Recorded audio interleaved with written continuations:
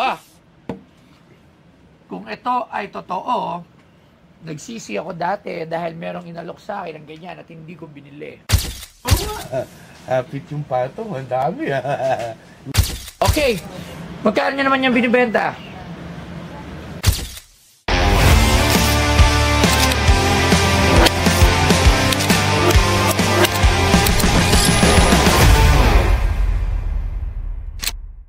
Alright, gang na, brother. Magandang hapon po. Taga saan po kayo? Tarlac po. Tarlac. Okay, layo nyo pa, galing pa kayo doon. Opo. Sa Tarlac? Santa Ignacio po. Alright, sa Ignacio doon lang yan, sa may, saan man yun? Okay, di ko alam yun, joke lang. Dulo na po. Dulo, anong dala mo? Pre-colonial, gold jewelry. Pre-colonial gold jewelry.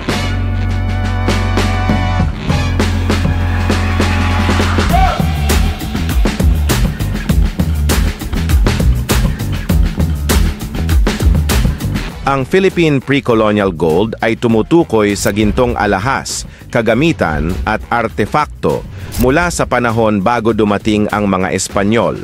Ginamit ito bilang palamuti, simbolo ng kayamanan at kapangyarihan sa ritual at sa kalakalan. Natagpuan ito sa mga lugar tulad ng Butuan at Surigao, kung saan kilala ang masalimuot na disenyo ng mga alahas tulad ng hikaw, kwintas, sinturon, at death masks. Mahahalagang koleksyon tulad ng Surigao Treasure at Butuan Gold ang nagpapakita ng teknolohiya at kultura ng sinaunang Pilipino. Ang mga artefaktong ito ay patunay ng mayamang kasaysayan at sining ng Pilipinas na makikita sa mga museo tulad ng Ayala Museum. Sige, tingnan natin. Batago-tago yan. Bago pa naging Pilipinas ang Pilipinas yan, bossing. Ba! Ay! Ba! Ba! Kung ito ay totoo, nagsisi ako dati dahil merong inalok sa akin ng ganyan at hindi ko binili. Nasa Ayala na yan, boss. Hindi ko nga alam kung basta nakita ko siya sa exhibit, hindi ko siya binili. In-offer siya sa akin dito una, hindi ko binili. Pero now, if totoo to. Okay, magkano nyo naman yung binibenta? Pang karera, pang show, at sa lahat. Basta, Bomex lang, number 1.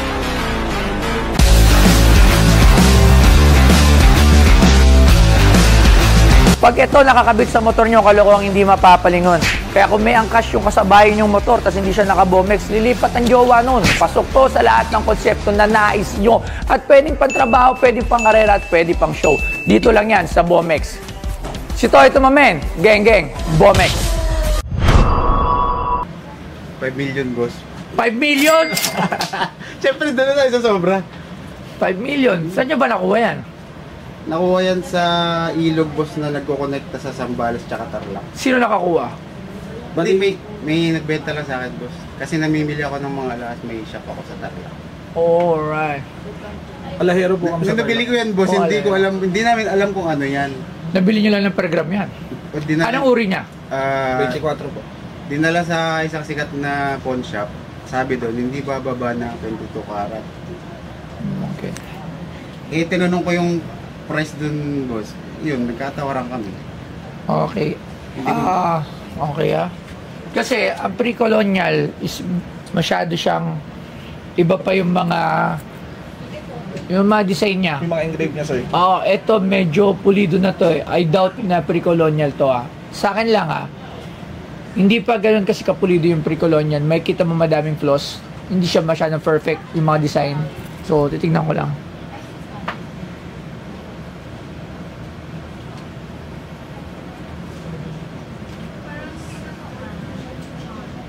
Okay. Madaming plus, boss.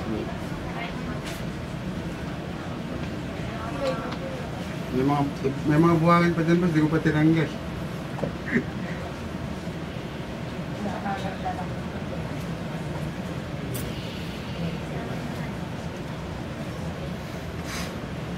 Okay. Ako I doubt na pre-colonial. Para lang sa akin Okay, pero syempre para makasigurado ito, ay natin expert na walang iba na maraming alam sa mga ganyan-ganyan. Siyempre, si Sir Arman Dimaranan. Sir Arman, pasok, Sir Arman. Sir Arman, medyo maganda itong pag-uusapan natin dito. Naalala mo yung pre-colonial gold na natanggihan natin Yes, before? oo. Nang hinayang ako kasi 60,000 ko lang yung dapat bibili. At ngayon, magkaroon ng price. Nung nabili sa kanya, 120. 120. Ngayon, ang price niya is 200 na. 100 plus. Madami yun no? Madami, no? Okay. Pre-colonial. Pero ako, titignan ko lang kung marunong na ako. Tingin ko hindi. Tunay ito. Tunay? Pre-colonial? Hindi, syempre joke ko lang yun. At tingin ko talaga yan, pre-colonial talaga Tawag to. dyan, pipa. Hindi na briefing. Ang tawag talaga ito, pipa. Yeah. Oh. Syempre, inuuli ko lang kung alam ng expert ko, di ba? Galing talaga ng expert. Jutes. Magaling pa naman ako. Gumawa ng ganyan pa naman ako. Sinipat-sipat ko pa. Tapos, Muntik na. Hindi, pre-colonial talaga to. Kaya ang pipa. Itignan ko lang kasi kung... Kuha tayo ng gramuhan para malaman. Okay. Kung ano. Weigh scale. Pipa to. Pre-colonial talaga to. Sure ka? Tawag Sa doon, research pipa. ko po part po siya ng Ikaw? Parang Hindi. Irconical. Ang tawag nila dito, Torotot. pipa. Pipe gold. Pero part to ng ornament ng Jewelry. pintas, ng jewelries. Parang may gamit pala siya. Hindi lang. Pinakita mo kasi kay Sir. Hindi, Tina yung pipa bagay. lang yung tawag. Hindi mo pa pinakita ka. Hindi, pipa lang kasi yung tawag. it Kasi yung looks itsura. fine. It looks fine. Pero, ito is an accessory sa mga jewelry, like earrings, gano'n. Yun talaga yung sasabihin ko kanina. Kumbaga, joke-joke lang yun, okay? So, tinan natin kung ano ng gramo nito. 8.2. Tama. Nung unang tinimbang ko yun, boss, ano yun, 8.3. Kaso madami kasi siyang buhangin na maliliit. Yung katulad ng mga... Saan niya naman nakuha to? Nabili ka. Nabili ko po sa... may shop po kasi ako pagawa ng relo. Tapos bumibili ako ng mga alas. Tapos mga merch din na ano. Okay. Yun po. So, malamang binili mo to as ginto. Per Yes, gram. po, kasi in-appraise yun sa isang sikat na pawn shop eh. Kasi may pamangkin siya doon na nagtatrabaho. Kaso nga lang, hindi daw nila makuha yan kasi hindi nila alam kung ano yun. Kaya dinala niya sa akin. Pre-colonial? Ganon yun. Year. Around 16, 1916? 17. Hindi. 1600? 16, 17. Tama nga ako sir, matanda pa sa Pilipinas yun. Hindi pa napapangalanan ng Pilipinas. Hindi Maharlika pa lang ata. Tama nga yun, sir. Okay. Magkano? Ito, 5 million yung presyo nun. Oo nga. hapit yung patong, ang dami. Hindi, yung ganito kasi sa amin, sa group, usually yung mga bumibili ng pre-colonial beads, golds, ang presyo ngayon is around 3,500 to 4,000 Per gram. Per per gram? gram. Per gram, ha? Hindi, yung bilihan nila, kapag maramihan, kolektor yun, bumibili, kolektor mismo ng ganito. So, yun ang presyo nila. Pag individual at maganda yung condition, kagaya nito, buong buo, yung pagkakagawa ng pipa, walang pukpok na ni-repair pa, as in intact yung details niya, yung condition niya, maayos. Probably, ang kolektor nag-a-add yan ng 20% on the value.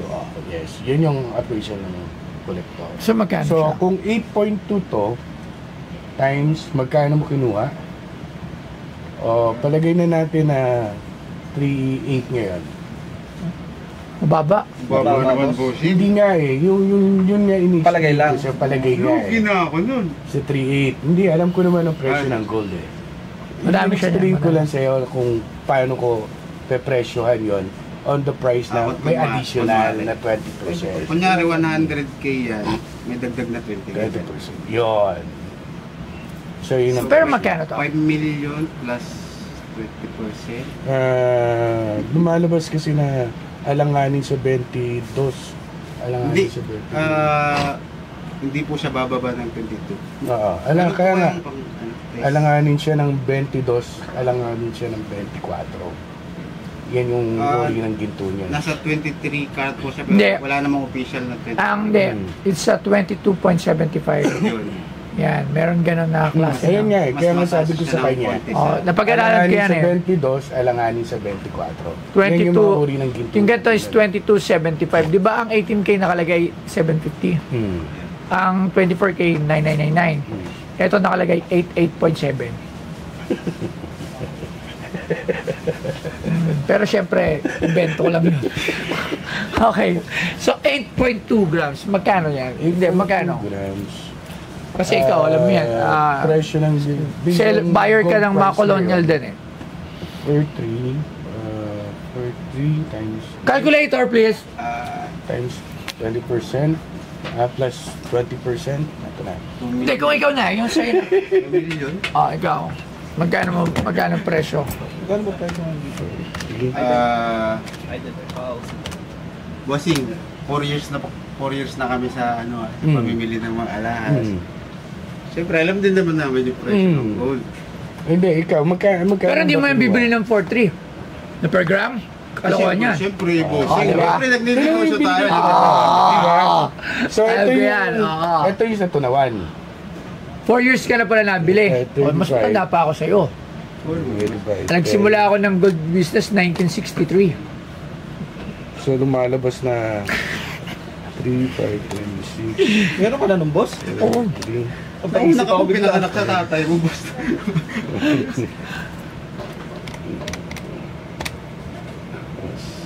Baba pa rin.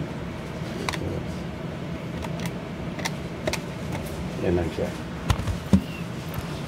Usually kapag gusto ng kolektor, nag-range sila sa price na 20%, sinasarado na ni 50 yan. Ganon. Hindi ko siya kaya bilhin ng ganong price. Pero kaya ni Bastoy. Yung kaya niya patulugin na ng matagal-tagal. Ito ang problema sa pre-colonial. Maraming salamat, Sir Arman. Thank you. Nung simula nang na-publish yung mga pre-colonial gold, ang dami natagpuan sa Samar, sa Leyte, ang dami na yan eh. So, So, sa Butuan, sir. madami. Pero Pero isa lang meron po, kasi diba? doon yung mga iba-iba na mga mahal talaga. Meron yung mga artifacts na talagang Yung buo pa, sir. hindi, iba eh. Malalaki talaga yung... O iba eh. Pero isa yan bossing sa pinaka-detalyado. Magkano yung last price mo? 2.2 million. Saan mo nakukuha yung 2.2 million? Hindi, invento ko lang yung boss. Invento mo rin. Manifestation ba? Tama. Okay naman yun. Hindi ko kaya 150. Okay, tanong pa natin. Kuha pa tayo sa ang expert. Sir Angelo Bernardo. Yes, sir. Ito, marami nitong alam. When it comes sa auction. Auction, marami. Pare sila ni Sir Arman. Okay, so Sir Angelo, what can you say about this And then pre-colonial? Oo. Silipin natin. Ito, ano to? Lalagyan lang.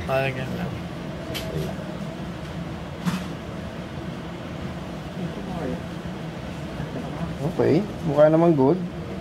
Mukha naman ko.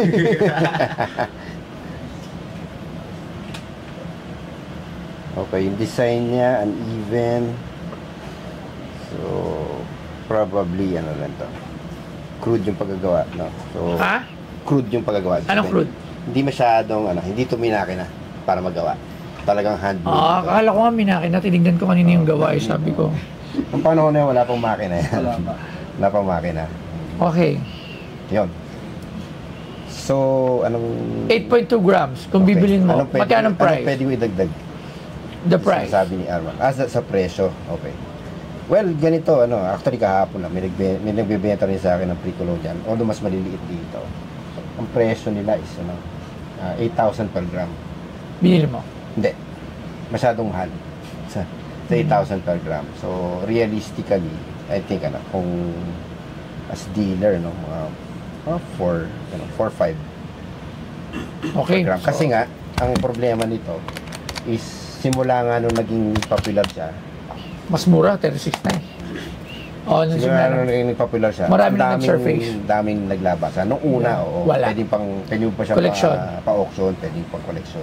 Pero That's the problem. dahil gold ito, siyempre ang gold is, parang forever yan eh. hindi siya nagtatarnish, hindi siya nag-oxidize. Nasisira lang yung figure, Nasisira yung figure, pero still the gold. pag hindi nagagalaw, ganyan pa rin yan. So, Pero ito, talagang- kung bibilin mo yan, magkano? Per gram? Would you buy it per gram or would you buy it as per a gram whole? talaga ang ano dito, Ang labanan po. ang labanan. Eh, wala na po yung history niya. Dahil sa nga, halos naging common na lang siya dahil ang Yun dami nga, yun talaga, dumami Yun yung yun. problema. Sobrang, Yung ginagawa. unless yung Pero pre-colonial, isa pa lang yan. unless yung pre-colonial kasi nakuha mo, kunyari, isa siyang treasure chest, na isa sa sunken, or yung may mga ganong storya. Mahirap naman. Hindi, meron ganon ha. Yun yung mga, kunyari, gamit nila pulapo. Hmm. Yung mga ganon, yun. Pero, Pero, pre-colonial na mahal Kasi pa rin. yung Ayala, nasa 15 years nilang inipon niya man sa iba't ibang parte ng Pilipinas. yun nga, hindi. At isang ganyan lang nakuha nila. Hindi, marami yun. Ah. Yun. Nasa yung iba. Nasa Ayala Museum. Well, yung museum Kasi kasi, yung ganito po. Meron din. hindi naman nila na yan eh. Hindi naman nila nilalabas ganito, lahat. isa lang yun lang daw. Dalawa, isa lang yung display. Magkapares yung isa, tapos yung isang ganito, mas malaki ng konti yan. So yun, explain ko lang yun sa mga museum, kahit naman sa sa mga shop, kahit may multiples kang ganito, isa pa lang din yung display. Display. Hindi Parang nilalabas sample lang, lahat. Hindi mo kailangan ilabas lahat. Actually, Yeah. kung ganito yung display nung Ayala, probably may 3 or 4 pa yan. Yeah. Sila kasi lagi sila And, sa auction. Yan, alam Ano nila nga yan. yung sa Facebook groups, may mga nagbebenta ng ganito. Hindi siya ganun siyang Hindi na ganun ka... kasi nga Rare. naging aware na yung mga tao, tapos nalaman nila na ano pala to, pre-colonial pala to. So nalaman nila may value. May dagdag value. Instead of gold lang, additional value which is ngayon 20% of the grams na makukuha. Siguro yan, mga 5 years ago, 4 years ago, pwede niyo to. Ang mahal. Auction piece pa to, tapos aakyat pa talaga. Pero ngayon, talagang ang usapan lang dito yung premium dun sa gold value. Premium plus the konting percentage na taas. Ganon. Depende din. Oo, premium, Siguro- percentage, mga ganun, mga 20, 30%. Nasa 8. Baka pwede ng 60. Maraming salamat, Sir Angelo. Thank you very Salamat. much. Okay. Magkano sabi mo? 8.2, di ba? Magkano sabi mo? Ina-ask mo? Baka pwedeng 6. 8.2 times 6K. Plus 20%. Ang taas naman. Sa 50 mil nga eh. Sa 50 mil, magkano pumapat ang 50 mil mo ha? Times. Ay, divided pala. Ay, 6,000. 6. Ano ikaw? Siguro nakuha mo ito, baka 2.5 per gram. Hindi ko. Kasi na-price na yan sa ano. Humingi lang ako 2,000. Nagtanong na po sa sanglaan bago pumunta sa amin. Tsaka, ang Yun inutang kasi, ko. yun kasi problema, dumami talaga. Nag-surface ang lahat yung mga pre-colonial. Sumobrang dami. 50,000. Gusto ko lang siya kasi para meron lang akong pre-colonial gold dito sa shop. Wala kasi ako dito. Pero hanggang doon lang talaga. 80. 50,000. Inutang ko yung pinabili ko ng boss. Hanggang 50,000 lang. May 10% pa yun. Hindi, makikita naman niya sa vlog na yun talaga yung price eh. Hindi, kaya nga, kumbaga, hindi siya makakapag-request sa'yo na, palo naman dyan, parte, mga, di ba, kasi makita naman talaga yung binayaran natin dito, yun lang yung nakuha mo. Di ba? Siyempre, kung hihingi siya ng malaki sa'yo, Wala, boss, yung wala po yung percentage lang talaga yung kukunin niya. may lang talaga. Hindi, sobra na siya. Kasi kung sa 4,000 lang, kung irregular ko lang yan sa gold, plus yung percentage, siyempre, pag bumili ka ng gold, magkano ba 24 karat ngayon? Benta. Or 750. Benta. Brand new. Opo, hindi. Benta yun. Scrap. Strap pa lang yun. 4.7, 24K. Hindi nagbebenta kami 24K. Labs, magkano 24K na bili? Hindi ko pala pwede sabihin yung bili namin sa supplier. Pero magkano benta na 24K natin? 4.7. Benta? Ayun, boss. 4.740. Scrap bili yan. Tapos 50,000. 60. 60 din. Hanggang 50 lang. Sagad na ako sa 50,000. Ganda naman ng multi-bossing. Kahit pong interest ko lang dun sa ano. Hanggang yun lang talaga. Kasi yung 50,000 mataas na yun. Actually, kung ibibenta nyo sa iba, hindi nyo makukuha yung 50,000. 55. Ako flip na lang, 50-55. Sige, coin flip tayo. Pag nanalo ako, 55. Pag natalo, 35. Grabe naman yung bossing. Eh, hinamon mo ako coin flip. Di syempre, hingi rin ako lang ano. Oh, Hindi lang naman yung 5K lang yung ano. oh, di ba? Pag ako pag siya nga, coin flip ko, 18, 2,000 eh. Oh, pag nanalo ka, 18. Pag nanalo ko, 2,000. Palit tayo, boss. Diyan ako dito. O sige, palalabanan kita nun. Siyempre, sugal yun eh. Oh, kahit Kasi magpalit tayo, Wala akong pansugal eh. Ito pa lang nga lang yung akin, oh. hanggang 50,000 ako. Coin flip, 60,000. O gusto mo, labanan kita 70,000, 35,000. Coin flip. O, hati yun. O, Huwag ka nang sumugal. di ba? O, 70 sa 35. Fair yun. Pag nanalo ka, O, 53 na lang. 50-53. Wag. 3K na lang yung Wala kwenta yung coin flip ng 50-53. Malit yung ano, yung stake. Dapat sa pagka ganun, at least half.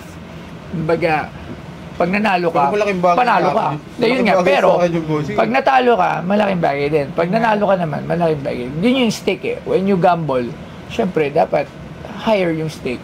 Or unless, huwag ka na mag-gamble. Kung mag-gamble ka din lang sa maliitan, huwag ka na mag-gamble. Yun lang yung para sa akin. Okay? 50,000. 50. Alright, thank you very much. Okay? So, doon na sa office. Utak lang yan. Pre-colonial, ayan. First, alo ka, tingatan to ha, baka mayupi. Ayun, dumating tayo dito. Nagbit Nagbit tayo ng 5 million. Sabihan mo agad. Bumagsak sa 50K. Which is yun naman talaga yung nilagay ko dun sa pinilap ako 50K lang talaga. Paano? Win-win. Nagawa ko ba ng... Salamat, Boss Toyo. Sa Masayang kausap si Bastoyo.